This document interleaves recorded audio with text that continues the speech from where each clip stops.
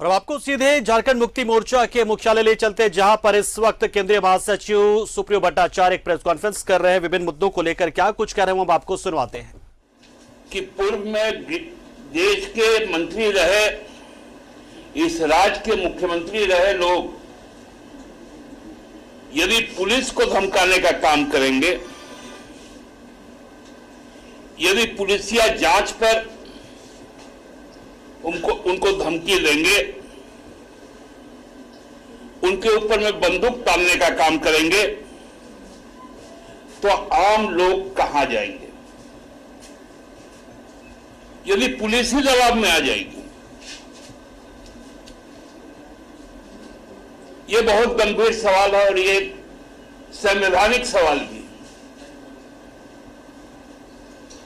इस राज्य में माननीय राज्यपाल महोदय भी है, उनके पास भी अखबारें जाती है, इलेक्ट्रॉनिक मीडिया को वो भी देखते हैं। मेरा उनसे विनम्र आग्रह कि उस पर उनको स्वतः संज्ञान लेना चाहिए। और जो व्यक्ति यह दावा करता है कि मैं भारतीय जनता पार्टी का विधायक दल का नेता हूं, भले वो व्यक्ति 2019 में झूठ बोलकर चुनाव जीतकर आया भाजपा के खिलाफ, लेकिन आज यदि दावा करता है तो माननीय राज्यपाल के पास में यह अधिकार है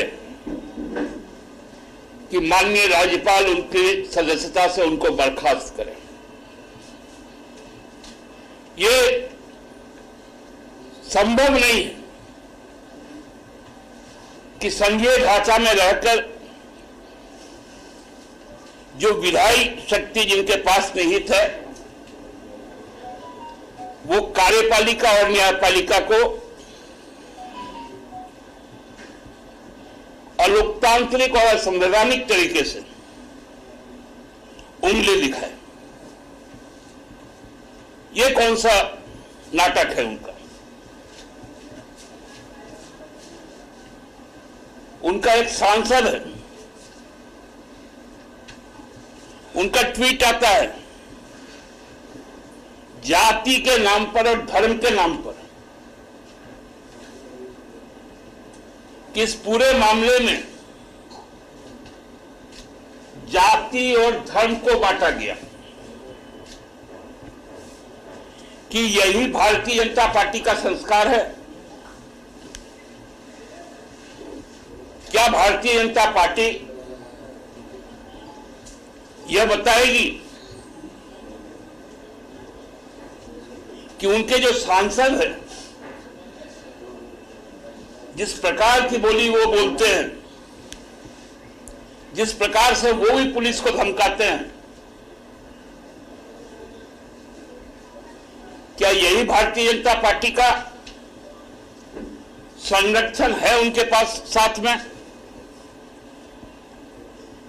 क्योंकि गृह मंत्रालय तो आज देश का भारतीय जनता पार्टी के पास है, हम लोग सबको ही जानते हैं।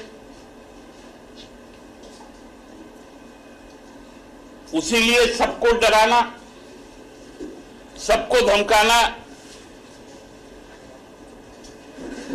सारे केंद्रीय एजेंसियों को अपने विपक्ष में बोलने वालों पर कार्रवाई करवाना, चाहे वो राजनीतिक पार्टियां हो, समूह हो, सामाजिक संगठन हो, सामाजिक लोग हो, पत्रकार हो, बुद्धिजीवी हो, नाट्यकर्मी हो, एक अजीब हालत हो चुका है। 24 घंटा नहीं बीता था घटना का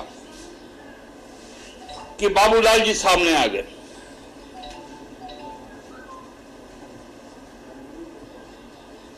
बाबूलाल जी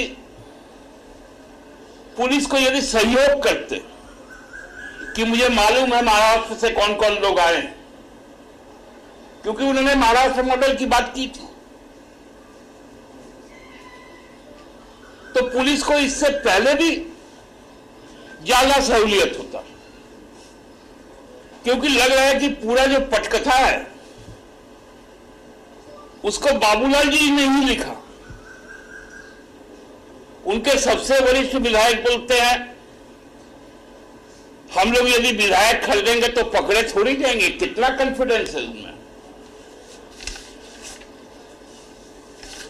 हम लोग तो इस सब में पारंगत लोग हैं। बाबूलाल जी भी उसी बात को कहते हैं।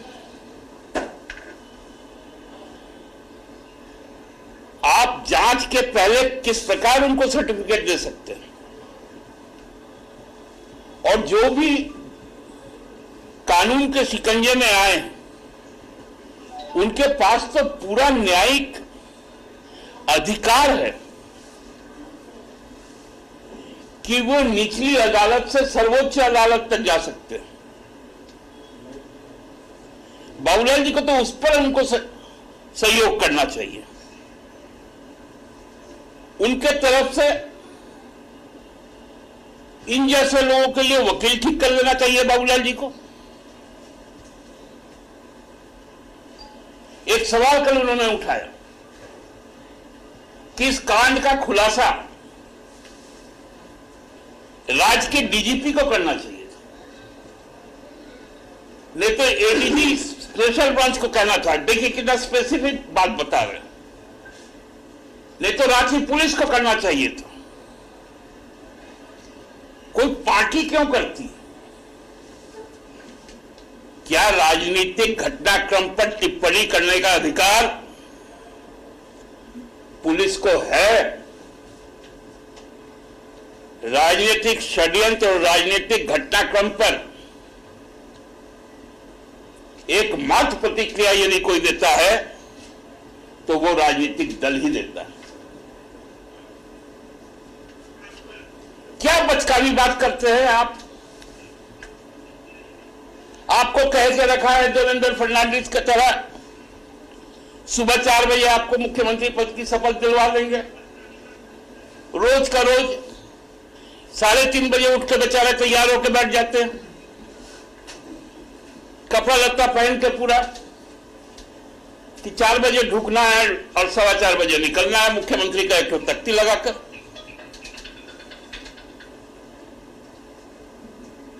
और मैं भाजपा के दोस्तों से कहना चाहता हूं, लोगों को तो आप ठगते हैं, भ्रम में रखते हैं, बेचारे बाबूलाल जी को तो छोड़ दीजिए। उनको क्यों ये छोटा बच्चा समझकर कभी झुंझुना पकड़ा ले रहे, कभी लॉलीपॉप पकड़ा ले रहे, और आप लोग के चक्कर में आकर वो बेचारे फंस जाते हैं। सीधा साधा आदमी है। मैं तो उनका बहुत सम्मान करता हूं उनके सीधापन के कारण। इनके मुंह से जो बुलवाना है भाजपा के लोग बुलवा लेते हैं। अब बाबूलाल जी का भी अपमान भाजपा करना बंद करें। बस इतना ही कहना था उनके लिए कि भाजपा के लोग अब बाबूलाल जी का अपमानित करना बंद करें, क्योंकि आप लोग चढ़ाइएगा, उनके मुंह से लटर पटर निकल जाता है तो आके फिर हमको उसको संभालना पड़ता है। पूरा जिम्मा उन्होंने मुझ पर डाल रखा है। पुलिस, हमको लगता है और आप लोगों ने भी देखा है कि किस तेजी से पुलिस जांच में लगी है और पारदर्शी जांच है, क्योंकि ये पहला मौका है कि पूरी किताब ही खुली हुई है और आप लोगों के समक्ष।